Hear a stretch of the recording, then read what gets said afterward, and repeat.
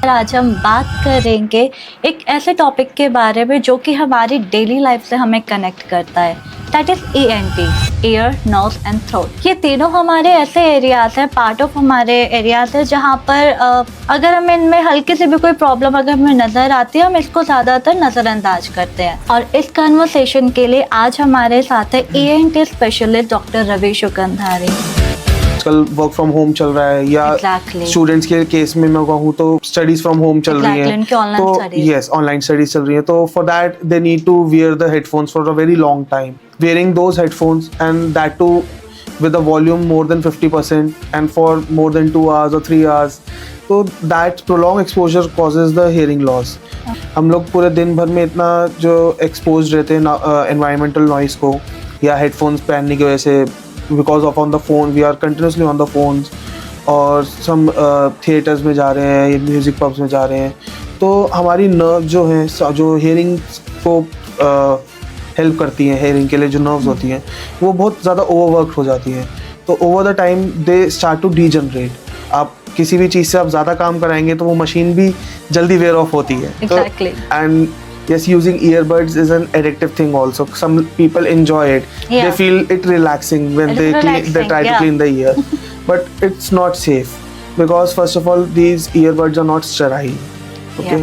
And these are not meant to be used for this purpose at all. And when you are cleaning your ear, you don't know how much deeper you are going inside the canal. Sometimes it actually goes inside, more deeper inside, right? Yes. And in that way you can damage the drum. Hello everyone, welcome to another exciting podcast of Indian talk show, जहाँ पर आज हम बात करेंगे एक ऐसे topic के बारे में जो कि हमारी डेली लाइफ से हमें कनेक्ट करता है, that is ENT, ear, nose and throat. ये तीनों हमारे ऐसे एरियाज हैं, पार्ट ऑफ हमारे एरियाज है जहाँ पर अगर हमें इनमें हल्की सी भी कोई प्रॉब्लम अगर हमें नज़र आती है, हम इसको ज़्यादातर नज़रअंदाज करते हैं। लेकिन आज जो ये हमारा जो टॉपिक है बहुत ही ज़्यादा खास होने वाला है, क्योंकि आज हम यहाँ पर पता करेंगे ENT मतलब ईयर, नोज एंड थ्रोट क्या है, इनके पीछे अगर हमें कोई प्रॉब्लम होती है तो हम उसे कैसे ठीक कर सकते हैं। और इस कन्वर्सेशन के लिए आज हमारे साथ है ENT specialist doctor Ravi Shukandhari. Welcome sir on our podcast. Thank you Aastha. चलिए शुरू करते हैं आज का एक्साइटिंग पॉडकास्ट और जानते हैं हमारे बॉडी के कुछ ऐसे पार्ट के बारे में जो ENT स्पेशलिस्ट है उनके साथ। Okay, sir first of all welcome to our show, आपने टाइम निकाला हमारे शो के लिए। सर हमारा जो फर्स्ट एक जो क्वेश्चन रहने वाला है मेरा सबसे पहले, that is about the year.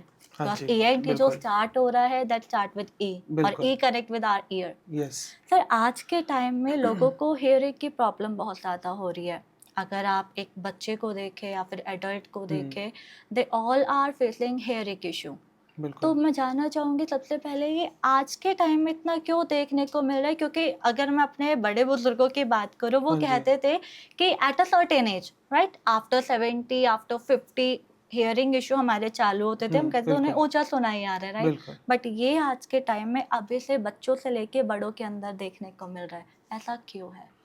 जी, आज की डेट में ये हेयरिंग का इशू एज रिलेटेड इशू बिल्कुल नहीं रहा है। ये बड़े में, बच्चों में, एडल्ट्स में, एडोलेसेंट्स में बहुत कॉमनली दिखाई दे रहा है। इसके रीजंस यही हैं क्योंकि आज की डेट में डाइट का बहुत बड़ा इन्फ्लुएंस है।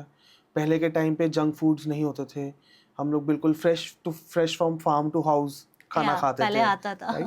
तो एक सबसे बड़ा फैक्टर वही है। Then the other factor is noise exposure.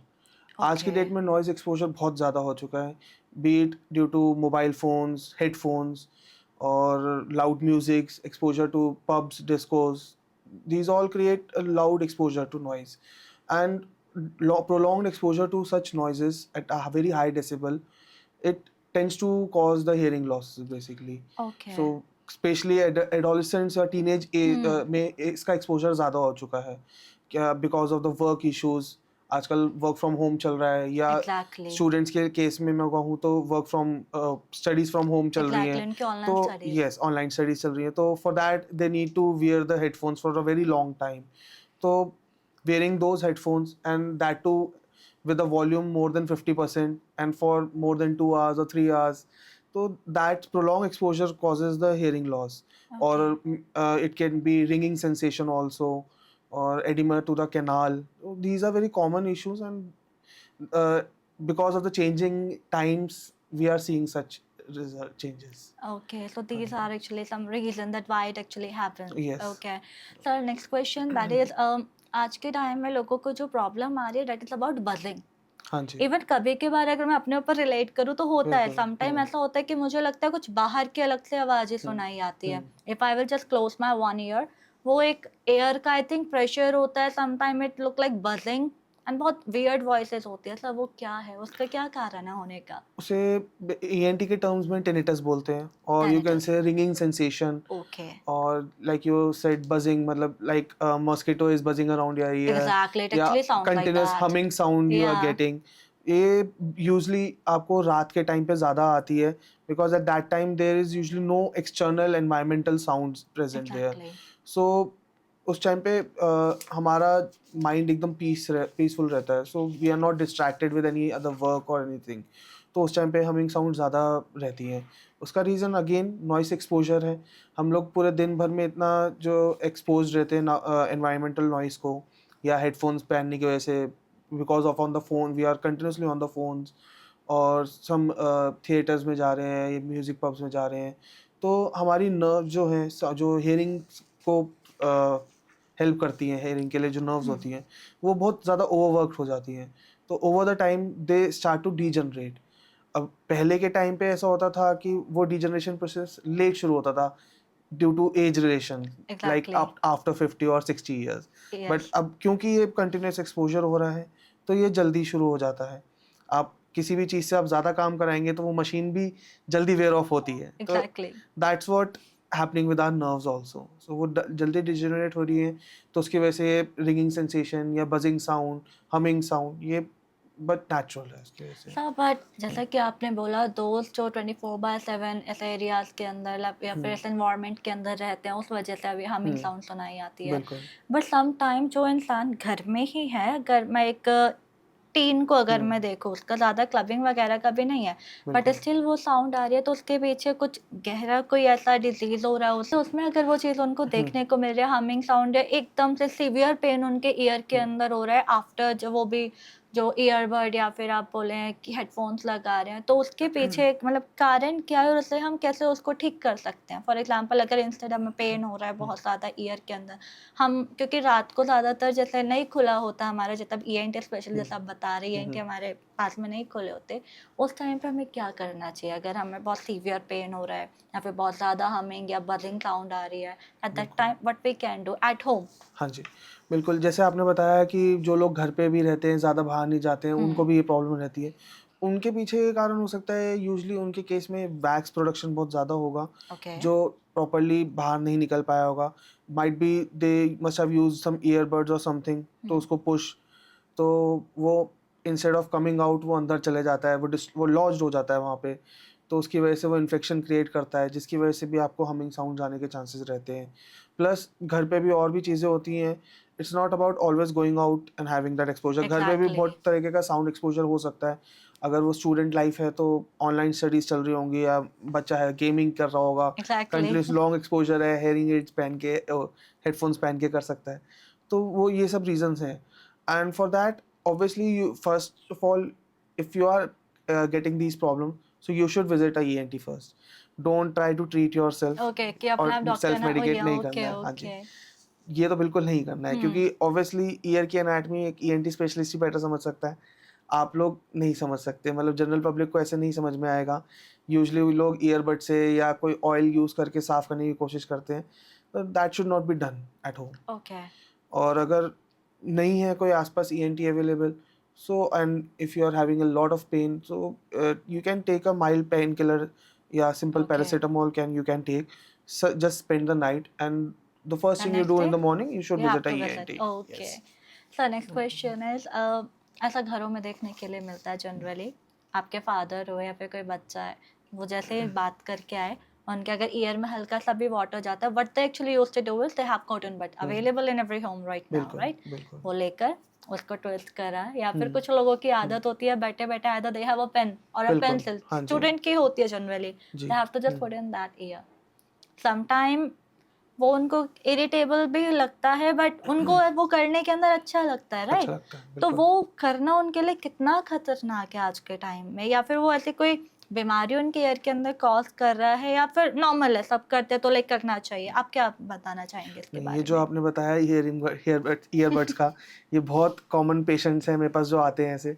In fact I have scene such patients जिन्होंने स्टेनलेस स्टील के ईयरबड्स टाइप के वो बना रखे हैं, जो कंटिन्यूअसली वो दिन भर में करते रहते हैं, यूज करते रहते हैं। And yes, using earbuds is an addictive thing also. Some people enjoy it. They feel it relaxing when they try to clean the ear.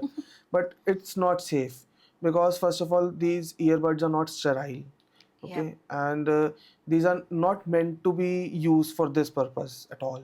And when you are cleaning your ear, you don't know how much deeper you are going inside the canal. Sometimes it actually goes inside, more deeper inside, right? Yes, and in that way you can damage the drum.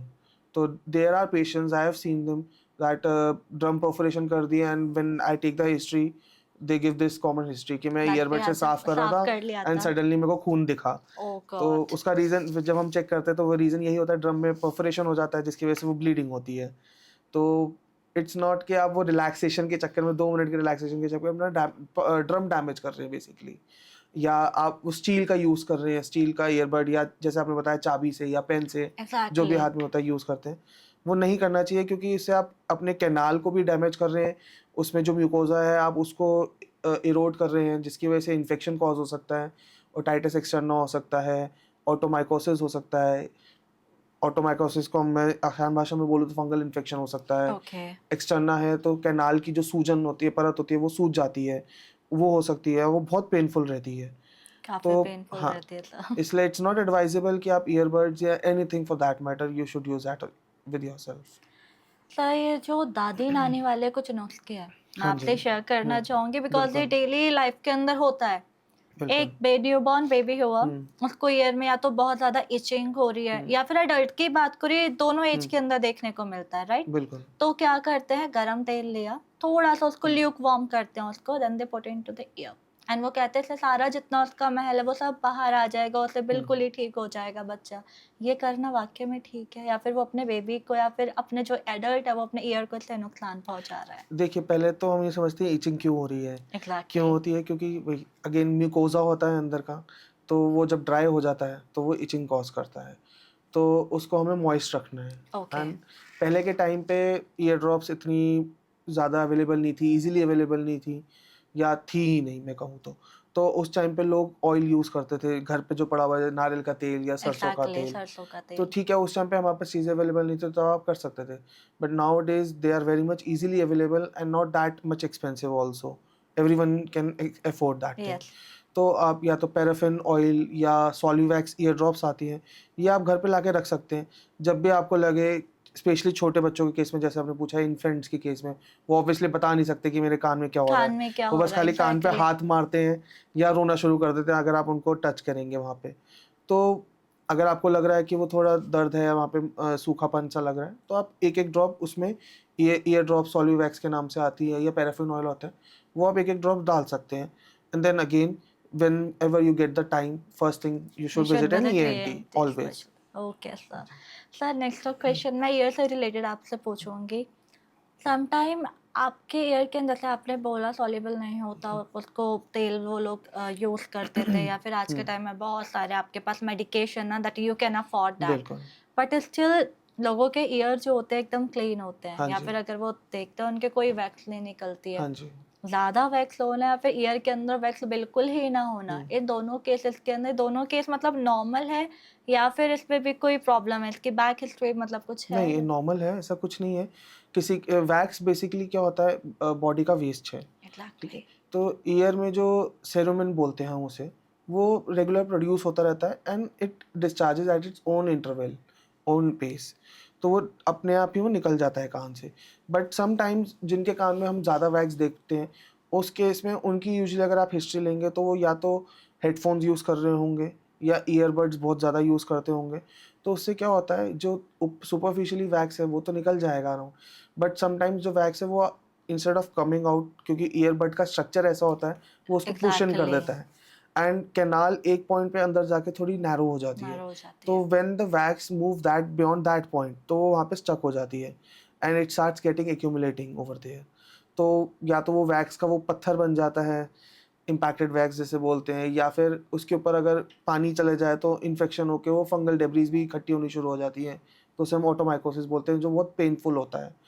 तो ये अगर wax है, वो wax होना भी normal है, नहीं होना भी नॉर्मल है, बट एवरीथिंग यू डू, या आपको कुछ भी लग रहा है, कोई भी साइन सिम्टम्स लग रहा है, तो obviously don't treat yourself, By your don't self own. Medicate हाँ योर सेल्फ। Okay. तो it's always better to visit a doctor अगर आपको पेन हो रहा है हल्का सा भी। कई बार होता है कान में वैक्स नहीं है लेकिन फिर भी इचिंग होती है, Itching होती है, तो even ऑब्वियसली mild pain हाँ भी होता है माइल्ड पेन आपको। भी होता है, तो ऑब्वियसली आपने या तो उसको खुजाला होगा कि चाबी से या ईयरबड से, तो उसकी वजह से माइल्ड ट्रॉमा हो जाता है कैनाल में, तो obviously that's why I am saying again and again you should visit an ENT and get your check first. Okay sir, ऐसे 5 गलतियां आप मुझे बता दीजिए जो कि ईयर के मामले में कॉमनली लोग करते हैं, जो कि उनको अवॉइड करनी चाहिए। फर्स्ट तो ईयरबड्स यूज करना खुद ओके। से, देन सेकेंडली कोई सा भी घर पे ऑयल पड़ा होता है वो डाल देना नहीं कान में, डालना नहीं डालना बिल्कुल भी। चाहिए बिल्कुल भी। Okay. And then again third one is headphones, prolong use of headphones, specially in the canal वाले ओके। जो होते हैं, जो हम एयरपॉड्स हो गए या ये सब नहीं यूज़ करना चाहिए। एंड अगेन आपको इचिंग हो रही है या कान में दर्द हो रहा है, तो चाबी से खुजली करना या पेंसिल उंगली से नेल या या पेंसिल इवन। से करना बिल्कुल भी नहीं करना है। And fifth one is which I have seen very commonly, कान से पानी आ रहा है या कान में दर्द हो रहा है, या कई लोग बोलते हैं कान में हवा पड़ती है जी, तो वो कान में कॉटन रख लेते हैं, कॉटन रख लेते तो हैं दोनों हाँ कानों जी के अंदर दोनों कि वो कानों में नहीं कॉटन रख जाएगा लेते हैं, या। तो that is the biggest mistake they do. Cotton रखने से आप कान के अंदर नॉर्मल एयर को नहीं जाने दे रहे हैं, उसकी वजह से अंदर वो मॉइस्चर इकट्ठा होता रहता है, जिसकी वजह से फंगल इन्फेक्शन होने के चांसेस रहते हैं, ओके। तो वो नहीं करना है। ओके। तो सर अब मैं यहाँ से नोज से जुड़े हुए आपसे कुछ जो डिजीजेस है या फिर जो आमतौर पे देखने को मिल रही है उसके बारे में वी कैन जस्ट हाँ जी। Discuss on that. Sir first तो मैं जानूँ कि आजकल जो रूटीन चल रहा है ना, दैट इज एक तो I don't know is that environment issue है या फिर कोई जेनेटिक प्रॉब्लम है। होता क्या है, the way we actually wake up in the morning हमें कॉन्टिन्यूसली स्नीजिंग आना स्टार्ट हो जाती है। वो कुछ एक वियर्ड फीलिंग होती है, then you start sneezing continuously. बिल्कुल। ये एक डिजीज है या फिर एनवायरमेंटल कोई इशू है? First of all I just want to know that. देखिए ये मानसून सीजन में स्पेशली ये काफ़ी लोगों में पाई जाती है, क्योंकि ये एलर्जी का, इसका रीज़न जो है वो एलर्जी है। ओके। मानसून्स में एलर्जी के केसेस बहुत ज़्यादा बढ़ जाते हैं। रीज़न बीइंग इस टाइम पे कुछ पॉलन ग्रेन्स ऐसे होते हैं, कुछ प्लांट्स ऐसे होते हैं जिनसे बहुत कॉमनली एलर्जीज रहती हैं लोगों को, एग्जैक्टली। या फिर बिकॉज ऑफ द ह्यूमिडिफिकेशन घरों में दीवारों पे फंगल मोल्ड्स इकट्ठे हो जाते हैं, जिसकी वजह से अगेन प्रॉब्लम हो सकती है। एंड अगेन बेड्स में डस्ट माइट्स बहुत ज़्यादा होते हैं, तो मोस्ट कॉमन एलर्जन जो मैं बोलूँगा वो डस्ट माइट्स हैं, देन अगे उसके बाद फंगल मोल्ड्स आते हैं, देन उसके बाद पॉलन ग्रेन्स होते हैं जो इस सीज़न में प्लांट्स वगैरह आते हैं। तो इन सब की वजह से एलर्जीज़ होती हैं, जिसकी वजह से मोस्टली लोगों को मॉर्निंग में उठ के स्नीजिंग ज़्यादा रहती है, एंड ये बहुत कॉमन है, मतलब ऐसा नहीं है, आज की डेट में बहुत ज़्यादा ही बढ़ गया है। Doctor I am asking that, मैं नोज के बारे में यहाँ पे बात करना चाहूँगी, that is the second sense right, nose. हाँ जी एएनटी के अंदर हमारा सेकंड फॉर्म नोज ही बिल्कुल। है। आजकल के टाइम में whenever we used to wake up in the morning or early morning we actually face this little bit issue in our nose, right? या तो वो ड्राई बहुत रहती है, इचिंग होने लगती है, रनी नोज है हमारी। हाँ So what जी। we used to do is we just used to keep on rubbing that nose. इस साइन को हमें इग्नोर करना चाहिए या फिर ये नॉर्मल है होना? नहीं, ये हर किसी के साथ नहीं होता है। Exactly. उन्हीं लोगों को होता है जिनको एलर्जी की प्रॉब्लम रहती है, स्पेशली मानसून में या विंटर्स में या चेंजिंग वेदर में। इस टाइम पे कुछ पॉलन ग्रेन्स होते हैं, या घर पे मानसून की वजह से, ह्यूमिडिफिकेशन की वजह से फंगल मोल्ड्स होते हैं, या बेड्स पे डस्ट माइट्स होते हैं, Exactly. जिसकी वजह से लोगों को एलर्जीज होती हैं। Most common being the dust might is the most common reason for that. तो उसमें यूजुअली जब आप सुबह उठते हैं तो उसमें लोगों को स्नीजिंग होती है, या इची नोज़ होता है, या रनी नोज़ होता है, पानी आना नाक से या आँखों से पानी आना। ये बहुत कॉमनली एलर्जी जिनको रहती है उनको देखा जाता है उसमें। तो येस, इन साइंस को इग्नोर नहीं करना चाहिए। Obviously the first thing you should visit your ENT. And sir जैसे कि अब मैं हाउसवाइफ के बारे में बात पूछ रही हाँ हूँ जी। कि काफ़ी हाउसवाइफ जो है घर की वो काफ़ी कनेक्ट करेगी इस चीज़ से। उनका ऑब्वियसली वर्क है, obviously she is a homemaker, so उनको जी। वो डस्टिंग वगैरह करनी पड़ती है। हाँ जी। Sometime they actually ignore that sign कि उनको अगर वो डस्टिंग करे they never put a cloth on their nose, right? बिल्कुल। एंड उससे उनको ये इशू हो जाता है कि या तो उनको बहुत इचिंग होने लग जाती हाँ है जो जी। आगे चल के बहुत एक बड़ी प्रॉब्लम बन जाती है। तो फर्स्ट ऑफ ऑल मैं जानना चाहूँगी आपसे, या तो आप यहाँ पर हमारी जो हाउसवाइफ है उनको कुछ 4 टू 5 या फिर जो भी हुँ। आपके टिप हो जो देना चाहे while doing dusting, how can like they do precaution to their nose, वो क्या जी। कर सकते हैं उसके देखिए, लिए? जो आपने बताया हाउसवाइफ्स को भी स्नीज़िंग की, इची नोज़ की प्रॉब्लम होती है, एग्जैक्टली, स्पेशली डस्टिंग के टाइम पे। यस, बिकॉज़ ऑब्वियसली उस टाइम पे डस्ट पार्टिकल्स हैं, तो डस्ट पार्टिकल्स, डस्ट माइट्स या जो हाउस डस्ट माइट्स होते हैं, जो बेड्स एग्जैक्टली, में मिलते हैं, even spider web also, spider webs या फंगल या एनी घर घर पे पेट्स हैं, तो उनके हेयर्स होते हैं, एग्जैक्टली, तो दैट ऑल्सो कॉजेज़ एलर्जीज़। तो ये सब रीज़न हैं। तो जो कुछ मैं टिप्स बोलना चाहूँगा यही है कि एक तो जब भी आप डस्टिंग करें, तो आप मास्क पहन के करें। ट्राई इफ़ पॉसिबल तो आप N95 मास्क यूज़ करें, जो हमने कोविड टाइम्स में भी यूज़ किए थे। Okay, and if it's not available to you, then you can easily get normal disposable mask as well. वो आप पहन सकते हैं। इनफैक्ट उसको आप घर से बाहर भी निकलते हैं तब भी यूज़ कर सकते हैं, जिनको स्पेशली डस्ट से या किसी भी पेट से एलर्जी है। तो जब भी वो बाहर भी जाएँ एनवायरनमेंट में, तो वो मास्क यूज़ कर सकते हैं।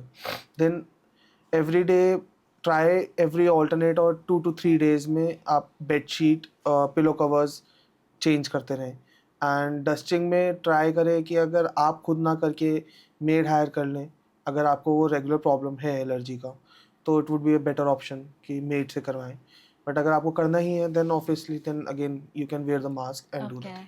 And most of the common thing है, अगर आपको ये बहुत ही अगर ज़्यादा हो रहा है तो you hmm, shouldn't ignore that, right sign, you हाँ हैव टू जी। Visit to your, And you can also place a humidifier or okay, air purifier, purifier in the house. Okay, Okay. so air Then it will purifier, help. it Yeah. will help, okay. Yes. So next is आज के time में you can say nose vapour आ गए हैं, right? Hmm. या फिर अगर मैं बोलूँ सम टाइम होता है क्या, हमें कोल्ड होता है या फिर काफ़ी ज़्यादा नोज हमारा ब्लॉक हो जाता है, वन साइड हाँ चल रहा जी। है, वन साइड ब्लॉक है। व्हाट एक्चुअली, इवन मैं बच्चों को देख रही हूँ छोटे छोटे, और उनके पेरेंट्स उनको वो विक्स का आता है वो उनको दिला देते कि जस्ट बिल्कुल। Keep it with you, and वो स्कूल में भी लेकर दे आर जस्ट इनहेलिंग हाँ जी। दैट। सम टाइम उनको अगर वो नहीं भी हो रहा होता, they actually made it a habit, वो बिल्कुल। हैबिचुअल हो चुके हैं उस चीज़ के, उनको बिल्कुल। वो चाहिए, they were hmm. Just keep inhaling that, right?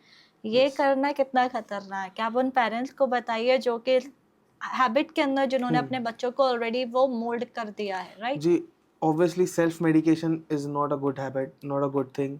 इसके साइड इफ़ेक्ट्स भी होते हैं, लॉन्ग टर्म बिल्कुल होते हैं। स्पेशली जैसे नेज़ल स्प्रेज़ के बारे में, मैं बच्चों को जिनको एलर्जीज़ होती है या स्नीज़िंग प्रॉब्लम होती है, तो उनके पेरेंट्स बिना डॉक्टर को कंसल्ट करे ऑट्रोविन यूज़ कर लेते हैं, exactly, because it's Otrivin, easily over right? The counter available है, या विक्स इनहेलर्स यूज़ कर लेते हैं। तो इनके ठीक है, आप for limited time you can use them like 5 to 7 days, but after that if you are using it for a very prolong for time, long तो time, you get yes, addicted to it first of all. Then एक हमारी language में rhinitis मेडिकामेंटोसा बीमारी है, वो हो okay, सकती है, that is rebound congestion basically. तो जैसे ही आप अगर जी, ऑब्वियसली मैं ये कहना चाहूँगा, self medication first of all is a very bad thing, not advisable at all. Obviously अगर आपके बच्चों को या आपको प्रॉब्लम हो रही है, तो you should consult a doctor, ENT specially.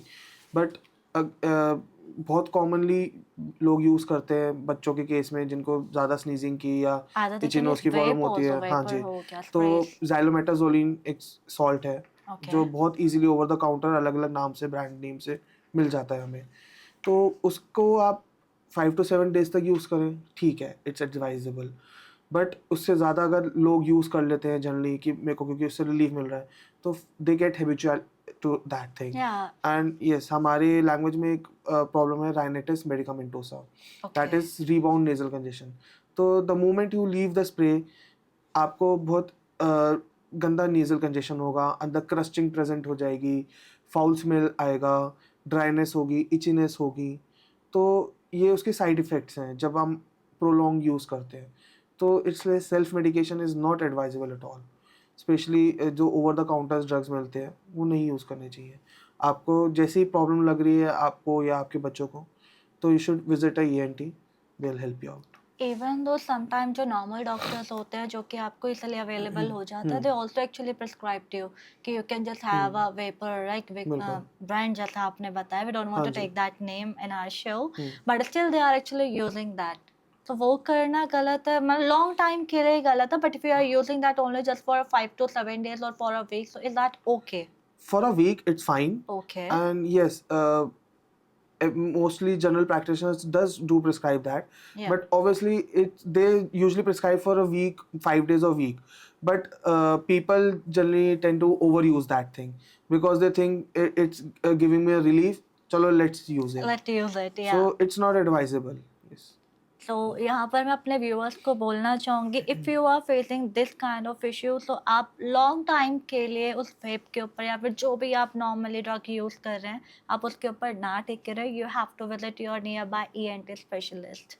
में बच्चों के एक प्रॉब्लम काफ़ी ज़्यादा देखने को मिल रही है, इवन जो अभी पेरेंट बन रहे हैं या फिर जिनके ऑलरेडी चाइल्डहुड में जो भी बच्चे हैं, उनकी नोज़ के अंदर जो उनका कुछ एक मसल एरिया है, लाइक अगर मैं बोलूँ, वो बहुत ज़्यादा इंक्रीज हो रहा है, राइट? हाँ जी. तो उसको ट्रीट कराने की ज़रूरत है, और या फिर ये नॉर्मली है? देखिए साइंस एंड सिम्टम्स पे डिपेंड करता है. जेनेटिक भी हो सकता है ये? हाँ जी, देखिए जो मस्सा आप बोल रहे हैं, कॉमन पीपल को, जनरल पब्लिक के हिसाब से वो मस्सा होता है या मांस होता है नाक में. Exactly. बट एक टाइप का मस्सा हर किसी की नाक में, आपकी हमारी नाक में वो प्रेजेंट होता है. एंड नेचुरल प्रोसेस है, कभी एक साइड का कभी दूसरी साइड का वो बढ़ता रहता है ऑल्टरनेटिवली. तो it's because to maintain the air circulation inside and जो उसका वो फंक्शन है, ठीक है. बट कुछ टाइप के मस्से होते हैं जिसे हम नेजल पॉलिप्स भी बोलते हैं, वो यूजुअली उनमें मिलते हैं जिनको लॉन्ग टर्म एलर्जिक राइनाइटिस की प्रॉब्लम रहती है. तो अगर पेशेंट को, बच्चों को या किसी को, बड़ों को भी अगर ये दिक्कत आ रही है कि नाक बंद है, नाक से सांस नहीं ली जा रही, बहुत ज़्यादा ज़ुकाम रहता है पूरे साल, और रात को वो सो नहीं पा रहा है, उसकी डेली वर्क लाइफ हैम्पर हो रही है, तो yes it is advisable to get operated. But obviously first visit an ENT. आजकल बहुत सारे ऑफिस बेस्ड प्रोसीजर्स हैं, हम उससे पहले डायग्नोज कर सकते हैं कि एलर्जी की वजह से वो नाक के मस्से बड़े हुए हैं या एक्चुअल में नाक में कोई मांस है. तो वो हम पता लगा सकते हैं, एक्सरे होता है, एंडोस्कोपीज होती हैं, वो करके, and whether it can be treated by medicines और we should be going for the surgeries. So ये सब एक बार हम डायग्नोज कर लें इसे एंडोस्कोपीज करके, then only we can suggest कि what would be the better way out.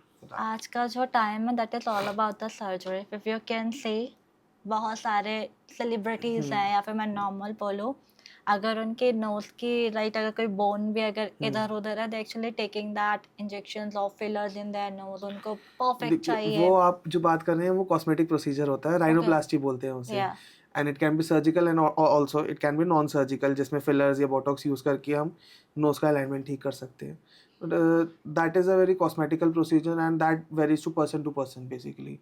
Usually हम डायग्नोस्टिकली अगर लोगों को सांस लेने में दिक्कत हो रही है, then only we advise rhinoplasty. Otherwise septoplasty is only good way of the procedure for that. वो हम बेसिकली तब करते हैं जब नाक की हड्डी अंदर से टेढ़ी होती है, जिसे हम डेविएटेड नेजल सेप्टम भी बोलते हैं. अगेन एक्सरे, नोज का एक्सरे करवा के या एंडोस्कोपी करके हम देख सकते हैं. अगर उसको ब्रीदिंग इश्यूज हो रहे हैं, स्नोरिंग हो रही है, तो उसके लिए हम वो सेप्टोप्लास्टी कर सकते हैं. बट बाहर से जो करते हैं, जो सेलिब्रिटीज जैसे आपने बताया वो कराते हैं, again it's a cosmetic procedure and it's elective. Is it normal? Yeah, it's normal. It's not a major surgery at all. But yeah, it's very person to person. Okay. Now we will come to our next session, that is teeth, throat. आजकल के time में देखा जाता है, generally अगर मैं ये problem देखूँ तो हर एक घर के अंदर देखने को मिलती है. The way we wake up, our voice get really harsh. I can say either a hoarse voice, right? बिल्कुल. ऐसा क्यों हो रहा है? क्योंकि पहले जो होता था, रादर या तो आपको बहुत ज़्यादा कफ इश्यू हो रहे हैं या फिर आपको टॉन्सिल्स हो रहे हैं, आपको तभी ये होता था, रादर आपके वॉइस में वो चेंजिंग होता था. बट अभी रेगुलरली बेस पे हो रहा है. इज दैट ओके, या फिर इसके पीछे कोई आपको डिजीज है या फिर जेनेटिक है? आप इसके बारे में एक बार हमारे देखिए व्यूअर्स को अगेन, बताइए। जैसे नोज़ के केस में एलर्जेंस होते हैं, थ्रोट में भी एलर्जेंस काफ़ी फंक्शन करते हैं। ओके। तो हर किसी को एलर्जेंस अलग वे में रिएक्ट करते हैं, किसी की नोज़ में, किसी को आइज़ में, किसी को थ्रोट में। तो वन रीज़न इज़ दैट कि एलर्जी होती है, एलर्जी। तो जिसकी वजह से हमारी वॉइस होर्स हो जाती है, या सुबह ऐसे करते हैं हम लोग, या गले में पीछे पानी उतरने की कंप्लेंट करते हैं, जिसकी या गले में चोकिंग सी लगती है, या गला भारी एग्जैक्टली। भारी सा लगता है। तो ये एलर्जी है एक रीज़न।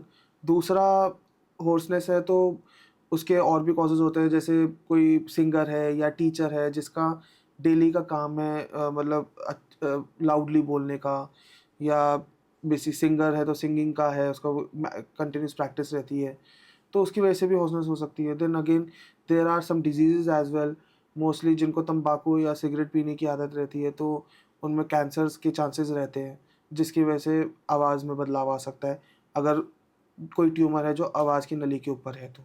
तो डॉक्टर, अब जो हमारा थर्ड सेगमेंट है that is about our throat, right? Yes. आज के टाइम में ये देखने को मिल रहा है कि जैसे हम मॉर्निंग के अंदर उठते हैं, we are just facing the issue, हमारी वॉइस एकदम से चेंज हो रही है। We can feel the hoarseness और I can say just harshness in our voices, right? Yes. मैंने अगर 10th या 12th में, if I just read in science hmm. Somewhere, तो ऐसा बताया था कि अगर कोई इशू हो रहा है that is either cause of the weather, हाँ और जी। या फिर अगर आपको बहुत टाइम से कफ एंड कोल्ड हो रहा है, only then we can just face that. बिल्कुल। बट अब ये रेगुलरली मैं देखने को अगर मिल रहा है, हर एक हम्म। घर के अंदर हो रहा है, तो क्या ये इन्फेक्शनल है या फिर ये वेदर की वजह से हो रहा है? और अगर ये लॉन्ग टर्म के लिए हो रहा है तो इसको हम कैसे ट्रीट कर सकते हैं? देखिए, इसके पीछे बहुत सारे कॉजेज़ हैं। स्पेशली आप जैसे टाइम की बात करें कि पहले नहीं होता था, अभी हो एग्जैक्टली। रहा है। तो पहले के टाइम में और अब के टाइम में ये बहुत सारे pollutions, pollutants, various type of pollutants और chemicals are seen in the environment. Exactly. तो they are causing the allergic reactions to many people. Then again किसी को क्रॉनिक गैस्ट्राइटिस की प्रॉब्लम होती है, जिसकी वजह से एसिडिक रिफ्लक्स बनता है, तो that is also one cause. Then allergy due to some pollutants, और maybe some kind of pathology में, इट कुड बी जिनको जो खासकर गुटखा या तंबाकू या एनी काइंड ऑफ स्मोकिंग करते टबैको हैं, वगैरह, टोबैको च्यूइंग विच करते हैं, एक्चुअली डूइंग तो उनके दैट। केस में ओके। अगर वोकल कॉर्ड्स के अराउंड कुछ भी लीजन है, कोई भी अल्सरप्रेटिव ग्रोथ जिसे ओके। हम कहते हैं, वो है, तो उसकी वजह से भी होर्सनेस हो सकती है। तो most common being you can say कि जो एवरी हाउस होल्ड में we are seeing, it's because of the allergies, specially different kind of allergens जो पहले नहीं होते थे, वो आज के टाइम पे बहुत ज़्यादा है, तो जिसकी वजह से हमें एलर्जी कॉज हो रही है। That is one of the main cause. Okay. तो उसका प्रोलॉन्ग्ड एक्सपोजर होता है, थ्रू आउट द डे हम लोग बाहर रहते हैं काम की वजह से, exactly.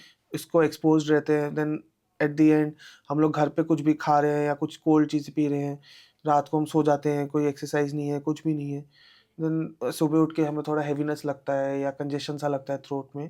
That is very common occurrence because of the allergy only. Okay. अगर ऐसा कुछ होता है तो घर में ऐसा बोला जाता है कि you can just take a glass of lukewarm water हाँ एंड जी। Add a Betadine gargle into that and you have to just do it gargle. मैं अभी किसी एक डॉक्टर के पास गई थी, he actually advised me not to do gargle. Ji That बिल्कुल। is very bad. If you are doing that, you are hurting your throat. बिल्कुल।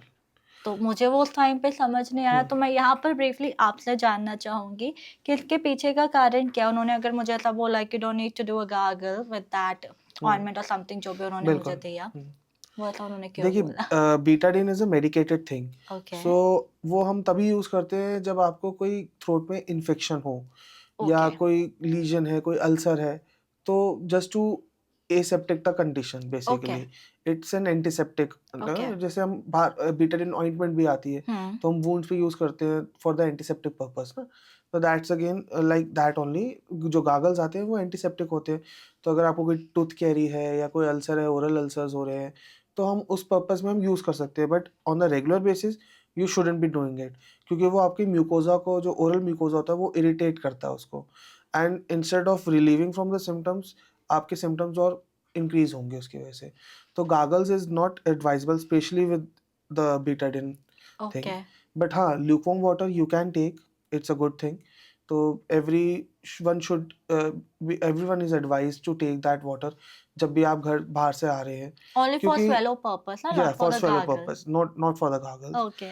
You should, मतलब जब भी आप बाहर से घूम के आ रहे हैं या एलर्जी पॉल्यूशन ज़्यादा होता है तो उसको एक्सपोज होके आ रहे हैं, तो घर पे आके एक ल्यूकवार्म ग्लास ऑफ वाटर ले सकते हैं, तो it won't harm you in any way. But goggles on a daily basis shouldn't be done. मैं यहाँ पर एक बात करना चाहूँगी, that is about the tongue cleaner. हाँ जी. Right? पहले के लोग करते थे tongue clean, they have some like वो उसका एक अलग एक equipment होता था, पर nowadays अगर मैं देखूँ तो हर एक इंसान जिसको टंग अगर उसकी clean भी है, they are just keep fingering into their mouth and they just keep doing that tongue clean. Is that good? या फिर वो अपने throat को या फिर जो bill है वो उसको hurt कर रहे हैं वो करके? Definitely not a good habit. Exactly. Because unnecessary poking your finger inside your throat, you are just irritating your mucosa, the tongue mucosa or the oral cavity, and in return when because of continuous poking of finger आपको irritation होगा, gastric reflux आने के chances होते हैं, acidic reflux आता है, जो stomach का एसिडिक कंटेंट है वो ऊपर आता है, and again stomach is have a layer of extra mucosa layer जो एसिड से प्रोटेक्ट करता है, बट आवर थ्रोट और the vocal cord area is not having that extra protection from that acid. So जब वो उस एरिया में आके वो रिएक्ट करता है तो वो उसको म्यूकोजा को इरिटेट करता है, तो कंटिन्यूस उसकी वजह से फॉरेन बॉडी सेंसेशन होना या पीछे कंटिन्यूस लगे रहना कि जीभ के पीछे कुछ है हमारा, वो आपको कंटिन्यूस फीलिंग बनी रहेगी. तो इट्स नॉट एडवाइजेबल कि आप डीप क्लीनिंग करें अपनी टंग की या फिंगर से साफ करने की कोशिश करें. So that is totally avoidable. You have to just avoid that if you are doing that, right? Yes, surely. So next question is, हमारे teachers हैं, उनकी ड्यूटी है 24 में से उनको 8 आवर्स या 10 to 12 आवर्स जितने टाइम पे स्कूल के अंदर रहते हैं, they have to just be there.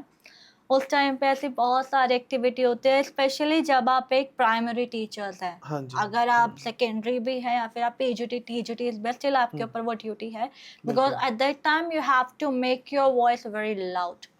आपकी वॉइस को आपको फ्लक्चुएट भी करना पड़ता है, क्योंकि अगर आप बच्चों को फोनिक भी सिखा रहे हैं या फिर आपको बच्चों को शांत कराना है, सो पहले के टाइम पे तो टीचर्स होते क्योंकि उनका खान पान अच्छा था, राइट? बट आज के टाइम में एनवायरनमेंट पे इवन आपका जो फूड है वो भी ऐसा हो गया, और उस टाइम पे आप बहुत ज़्यादा चिल्ला रहे हैं बच्चों को कि शांत हो जाओ, ये करो, लाइक उनकी वॉइस के अंदर बहुत ज़्यादा प्रॉब्लम देखने को मिल रही है.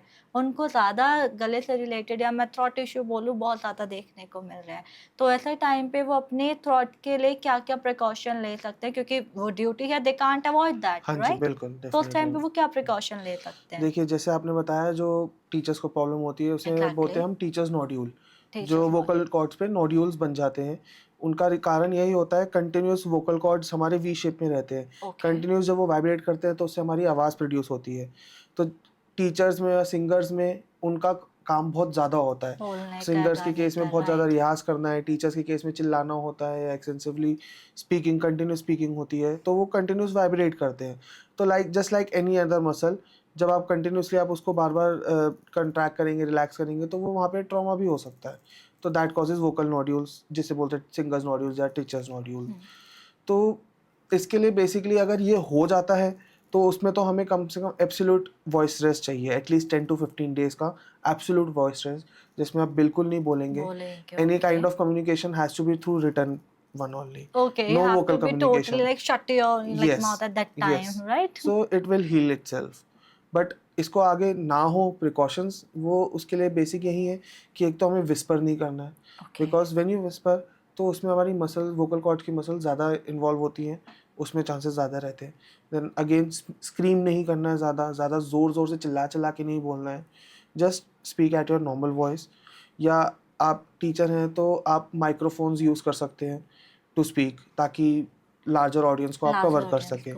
And take rest every 1 to 2 hours. You should take a rest of at least 10 to 15 minutes. Give voice complete rest for that time.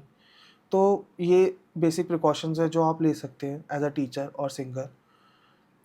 Sir एक ही हैबिट देखने को मिलती है, जैसे कि अभी वेदर तो भी मानसून है, बट जैसे बहुत ज़्यादा अगर एक्सट्रीम हॉट होता है, हम लोग बाहर से अगर हमने एकदम से अपना refrigerator, we have to just open it and we just swallow that.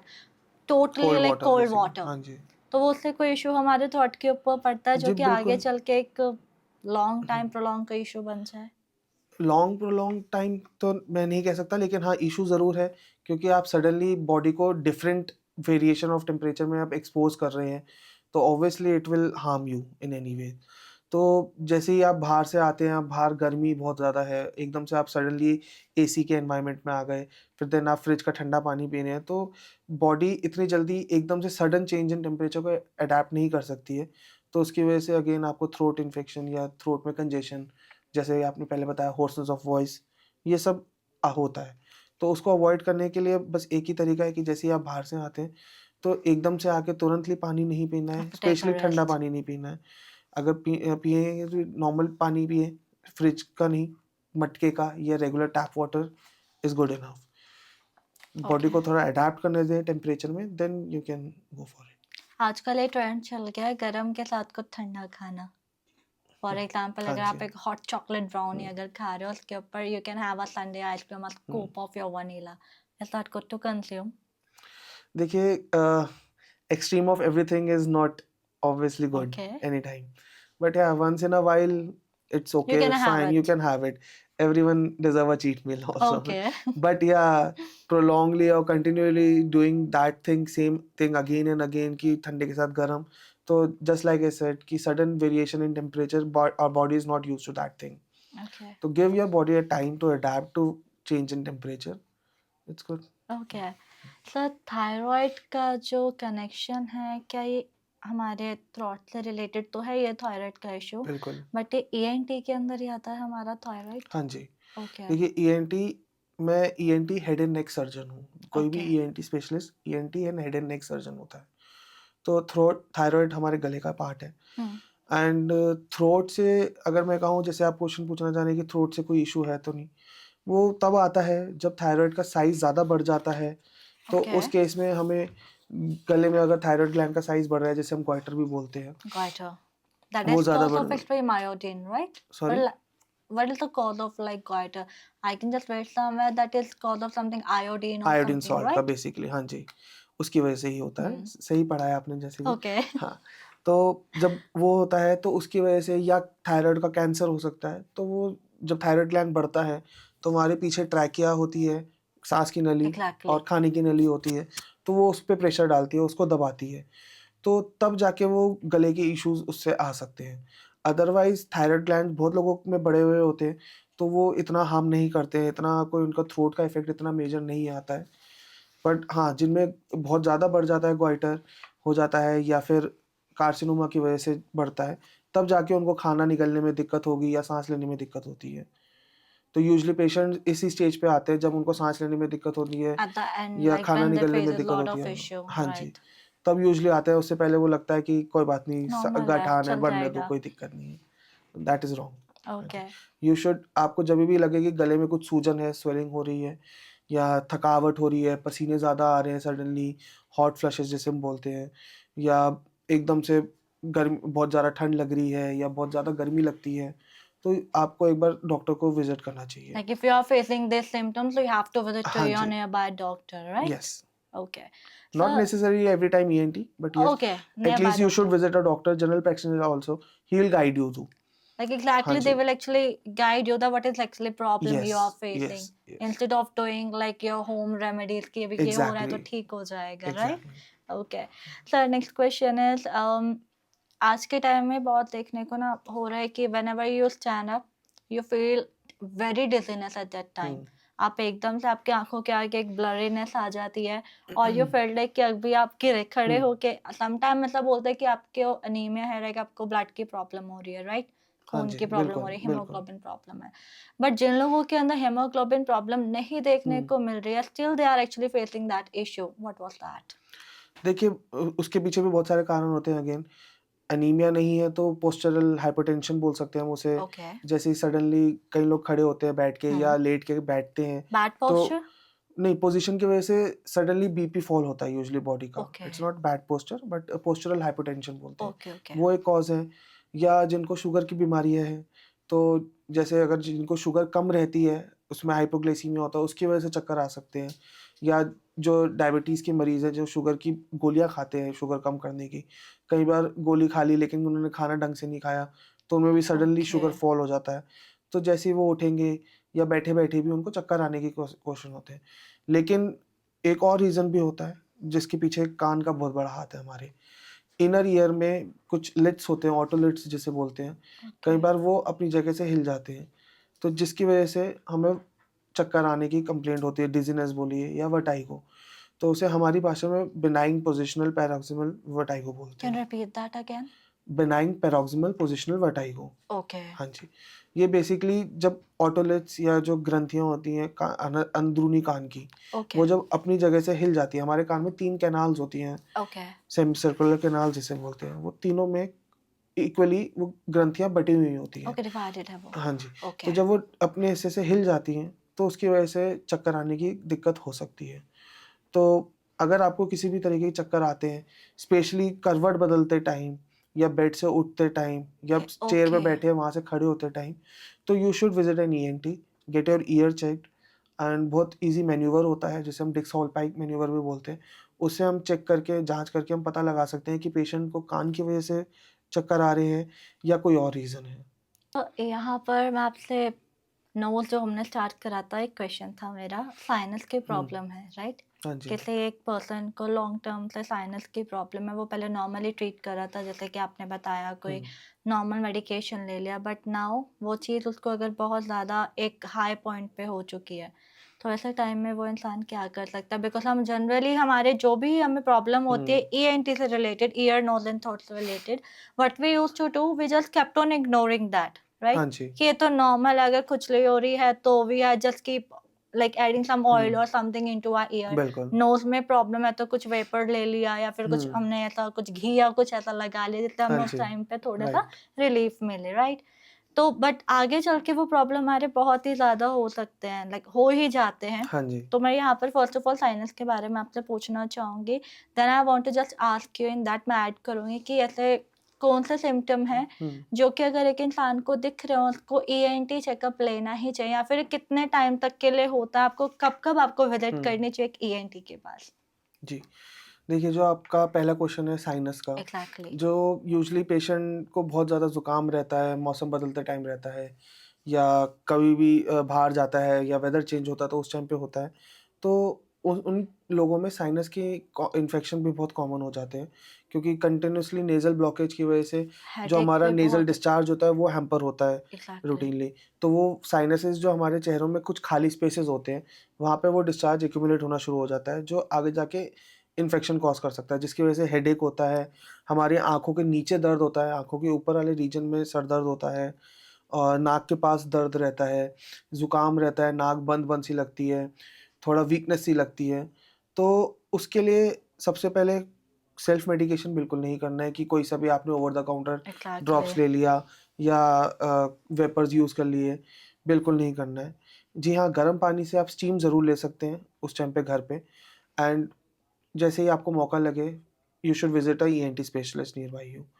Then again after, जैसे आपने सेकंड क्वेश्चन पूछा कि क्या टिप्स रहेंगी कि शेड्यूल क्या रहता है, क्या क्या शेड्यूल मतलब क्या टाइम हाँ। टेबल क्या रहना चाहिए कि आपको इतने टाइम के अंदर आपका एक रेगुलर आपका चेकअप होना चाहिए एक ईएनटी के पास, तो आपका क्या ये टाइम टेबल देखिए, रहेगा ऐसा कोई हमारा? टाइम टेबल नहीं होता है। Okay. Whenever you are feeling any problem related to your ear, nose और throat, you should visit a ENT.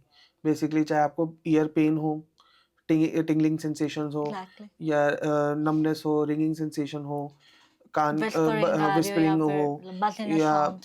कान में बहुत ज़्यादा सूजन हो रही हो, सुनाई कम दे रहा हो, देन नाक में आए तो ज़ुकाम है, नाक का पानी बह रहा है, गले में उतर रहा है पानी, या चेहरे पे आपके दर्द हो रहा है, सर में दर्द हो रहा है, या गले की बात करें तो आवाज़ में बदलाव है आपके, या गले में सूजन सी लग रही है, कुछ खाने-पीने में आपको निगलने में दिक्कत हो रही है। तो जब भी आपको ये सिम्पटम्स आए पहले दिन ही आपको वेट नहीं करना चाहिए, ईएनटी के पास आना चाहिए तुरंत। सर ऐसे कुछ टिप जो आप हाँ जी। हमारे व्यूअर्स, हमारे ऑडियंस होके भी देख रहे हैं हमारा ये शो, उनको देना चाहें जिससे कि उनको ईएनटी इश्यूज ना हो, जो अपने वो डेली लाइफ के अंदर रेगुलरली बेस पे कर सकते हैं? बिल्कुल। देखिए, जैसे एक तो रेगुलरली कान जो ईयरबड्स हमें साफ़ करने की आदत है, वो बिल्कुल नहीं वो करना है बिल्कुल घर नहीं पे। हाँ करना। जी। जब भी कान में खुजली हो, तो सिंपली आपको ये करना है कि एक अपना ये कान का ये नीचे वाला हिस्सा, Earlobe. हाँ जी, ईयर लोब जिसे बोलते हैं, Yeah. उसे आप खींच सकते हैं, या फिर ट्रेगस एरिया होता है, इसको आप Okay. दबा सकते हैं, इससे आपको थोड़ा रिलीफ मिलेगा। तो ईयरबड्स डालने से बेटर ऑप्शन यही रहे। दूसरा, आपको जब भी लगे कि कुछ कान में दर्द हो रहा है तो तुरंत आप ईएनटी के पास जा सकते हैं। एंड स्विमिंग करने जाते हैं तो इस मौसम में खासकर आप अपने कान में एक ईयर प्लग्स आते हैं, वो यूज़ करें ताकि कान में पानी ना जाए या गंदा पानी ना जाए, जिसकी वजह से आपको फंगल इन्फेक्शन हो। देन आप को अगर बहुत ज़्यादा खुजली हो रही है तो आप घर पे पैराफिन ऑयल या फिर ये सॉल्विवैक्स ईयर ड्रॉप्स आती हैं, वो यूज़ कर सकते हैं, वो रख सकते हैं घर पे। जब भी खुजली सी लगे वो आप डाल सकते हैं कान में। Then in case of nose, आपको नाक बंद सी लग रही है, नाक बह रही है, सर में दर्द हो रहा है, तो आप घर पे स्टीम ले सकते हैं गर्म पानी की। कुछ नहीं करना है, पानी को आपने जस्ट गर्म करना है एंड स्टीम लीजिए।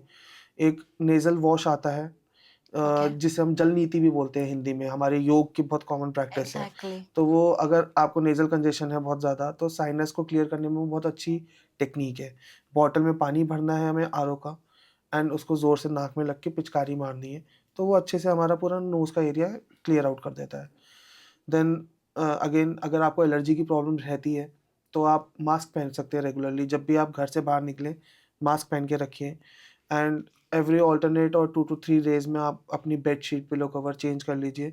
कोशिश करिए कि आप खुद ना करें, कोई और करें आपके बिहाफ पे, एंड आप उस कमरे में ना हो। एटलीस्ट डस्टिंग हो रही हो या कोई भी डस्ट का काम हो या मसालों का काम हो, तो आप उस एरिया में ना रहें, ज़्यादा बेटर रहेगा। देन जब भी आप एसी से बाहर या बाहर से एसी में आते हैं तो ट्राई करिए कि तुरंतली एसी में ना बैठें। थोड़ा बॉडी को रेगुलेट होने दीजिए टेम्परेचर को। Sudden change Like in normal temperature temperature या पे, will right? Decrease your immunity. Then throat के केस में अगर आपको गले में दिक्कत हो रही है, कुछ भी खाने पीने में निकलने में कोई दिक्कत होती है, तो तुरंत आप ईएनटी को दिखाएं। अगर आप टीचर हैं या सिंगर हैं, आपको बोलने में तकलीफ हो रही है, आपकी आवाज़ में बदलाव है, तो आप ईएनटी को दिखाएं। अगर वो नोड्यूल्स हैं तो आपको वॉइस टेस्ट की बहुत ज़रूरत है उस केस में। Okay. तो अगर आपका प्रोफेशन है तो आप इसको बचाने के लिए आप अपनी वॉइस को रेगुलर रेस्ट दिया करें। ये कुछ प्रिकॉशंस हैं, टिप्स हैं जो आप ख्याल रख सकते हैं घर पे। So thank you for your valuable tip. But एक क्वेश्चन मेरा है, हाँ जी। हम लोग आउट स्टेशन, हिल स्टेशन हम लोग जाते हैं, या जी। फिर कहीं नियर बाय अगर हम चले हाँ जाए जी। जैन के साइड, अगर कश्मीर साइड, तो वहाँ पर कुछ ईयर वैक्स को निकालने के लिए लोग घूम रहे होते हैं. They were just बिल्कुल। holding your hand and they were just like they were just keeping that. बिल्कुल। तो one of my friend, she had done that with hmm, that. उन्होंने वो करवाया. Then when she actually reached the home, she found such a severe infection in her ear. बिल्कुल। तो उसके लिए आपको टिप बता दीजिए पहली कि बात पहले तो तो करवाना चाहिए या नहीं करवाना चाहिए, और हम्म, करवाएंगे तो अगर ऐसा इशू आया तो फिर क्या होगा फिर? पहली बात तो है, खाली आउट स्टेशन नहीं, आपको किसी भी स्टेट में अवेलेबल मिल जाएगा। आप दिल्ली Okay. एनसीआर में घूमने जाएंगे, सीपी में आपको मिल जाएगा, बहुत किसी भी ऐसा रेलवे स्टेशन पे, बस अड्डे पे, कहीं पे भी आपको ऐसे लोग मिल जाते हैं। First of all, they are not very much, they are not trained well for that trained, है, yes. well trained के, they are not trained and authorized to do these Okay. things. So ये बिल्कुल नहीं कराना है, क्योंकि उनके हाथ में जो वो जिस भी चीज़ से यूज़ कर रहे हैं, जो भी चीज़ यूज़ कर रहे हैं, भले वो देख के कर रहे हैं, लेकिन they are not trained for that. They don't know how much they have to go They have to deep deeper, inside, right? or what kind of instrument should be used or not used, when to do and when not to do. There is a major difference between that. Then again, उनके instrument sterilise नहीं होते हैं। सो आपकी friend को जैसे infection हुआ, उसका major cause he यही है कि वो इंस्ट्रूमेंट्स, एक ही इंस्ट्रूमेंट वो पता नहीं कितने कानों में डालते हैं। Exactly. तो उसकी वजह से वो इन्फेक्शन कैरी करता है person to person. Immunity low होते ही वो इन्फेक्शन कॉज हो जाता है उनको। तो ये बिल्कुल भी एडवाइजेबल नहीं है कि आप खुद उनके से भी पास ना जाएं। हाँ करें जी। और ऐसे नॉर्मली भी अगर ना आप करवाएं. बाहर किसी ट्रिप पे जा रहे हैं और आपको सडनली ईयर पेन हो रहा है एंड यू फील कि वैक्स की वजह से ही है, तो take the drops from any chemist. They are easily available over the counter. आप वो ईयर ड्रॉप्स यूज़ करिए, उसको डालिए, एंड अगर बहुत ज़्यादा दर्द हो रहा है तो सिंपल पैरासीटामोल लीजिए। And when you come from that back from the vacation, so visit an ENT. Okay. हाँ जी। So thank you Dr. Ravishu Kandhari for visiting our show और अपनी valuable tip के लिए. Thank you. And I hope ये जो podcast है आपके लिए बहुत valuable रहा होगा, और आपने ENT के बारे में जो सर ने जितना भी आपको explain करा, you had grabbed that knowledge, और आपको पता चला होगा कि आपको क्या करना चाहिए और क्या नहीं करना चाहिए. Because ENT जो issue है that is more commonly nowadays, जैसे कि आप अपना ब्लड शुगर हो गया, आपको डायबिटीज है या फिर कोई मेजर इशू, आप जैसे उसको इग्नोर नहीं करते, आप अपने ENT इश्यूज को भी इग्नोर ना करें, visit to your ENT specialist अगर आपको ये प्रॉब्लम हो रही है। And at the end I just want to say thank you for watching our podcast and thank you sir, आपने टाइम Thank you. निकाल के हमारे लिए इतना वैल्यूएबल कंटेंट हमें दिया। Thank you.